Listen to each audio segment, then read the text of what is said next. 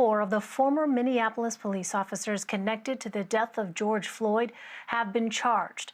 Derek Chauvin was the officer who knelt on Floyd's neck. His previous charges were upgraded Wednesday to second-degree murder. The other 3 officers at the scene have now been charged for the first time. They're facing aiding and abetting unintentional murder and second-degree manslaughter. Floyd's family visited the site of his death in Minneapolis Wednesday. His son Quincy gave an emotional plea for justice, telling supporters, quote, "No man or woman should be without their fathers." Meanwhile, protests continued across. And I'm the Chief of Police for the City of New Haven. Today, I join fellow leaders from across the country, law enforcement, courageous leaders that have taken a stand against police brutality. The message I want to send to you today is that this message needs to be echoed by every law enforcement officer, not just leaders. So today, the New Haven Police Department wants to call out every single law enforcement officer around the country to stand with us and stand against police brutality. You will hear the voices of the men and women from the New Haven Police Department.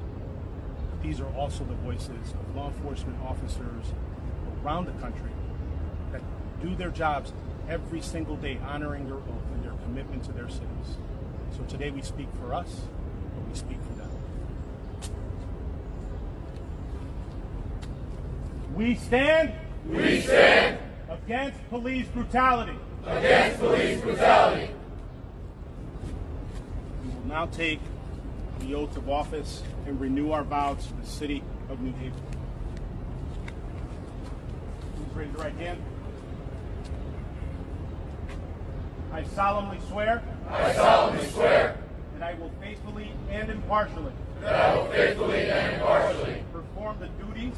Perform the duties. Of a law enforcement officer. Of a law enforcement officer. To the best of my ability. To the best of my ability. And according to law. And according to law. And that I. And that I. Will at all times strive. Will at all times strive. To use the power entrusted to me. To use the power entrusted to me. As such officer. As such officer. For the best interest of the city. For the best interest of the city. So help me God. So help me God.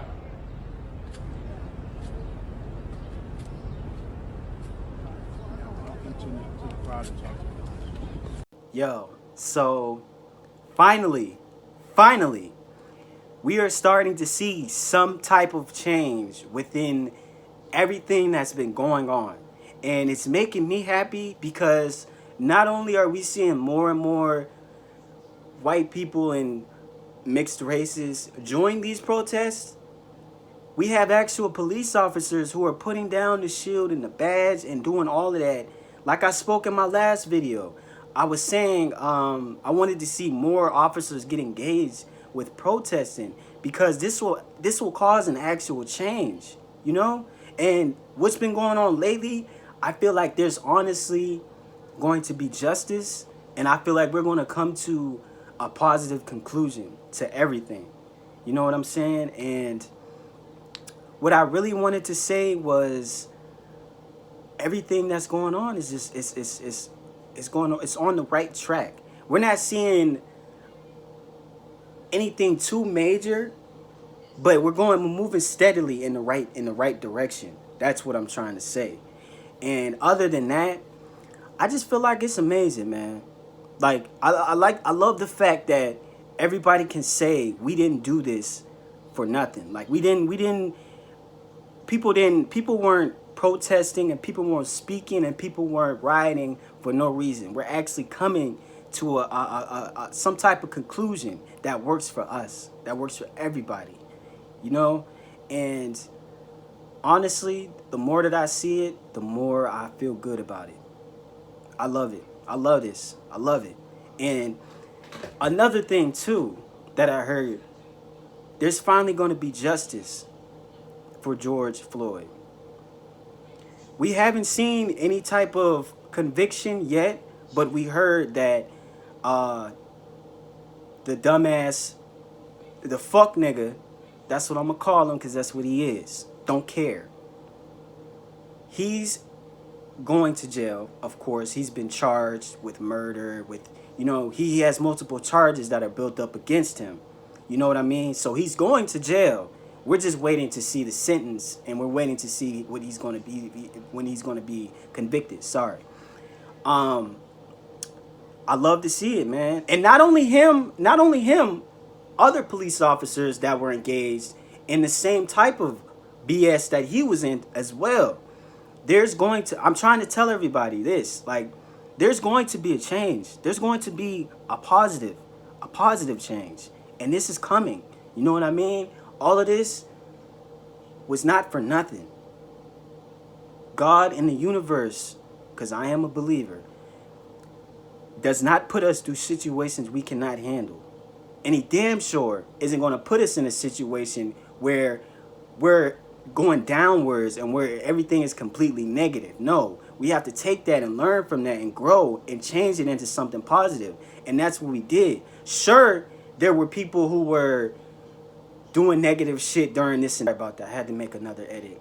My phone just cut out for some reason. But like I was saying, of course there were people who were being negative this entire time that we were protesting and doing all of this.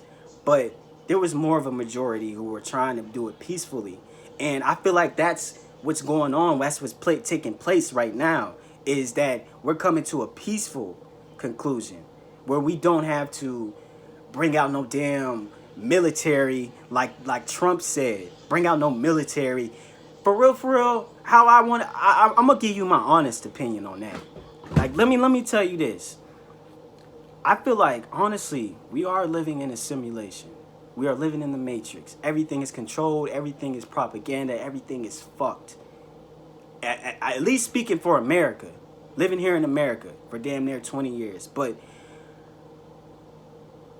what I have to say about what Trump said, I feel like when I seen that video where he said he wanted to bring out troops and this and that, I feel like just looking at him and hearing his voice, he was trying to flex his power. That's all. I feel like he's one of the people that he got to show, he got something to prove because he's the president. So he got to show you who's in charge. That's what he feeling like. He wants you to make it seem like he got control over the situation when really he's a puppet. He ain't no different. Ain't no different from anybody else. Sure, he rich, he elite, but he's a puppet just like everybody else. And it sickens me that you would want military on the street and you know how people would react to that.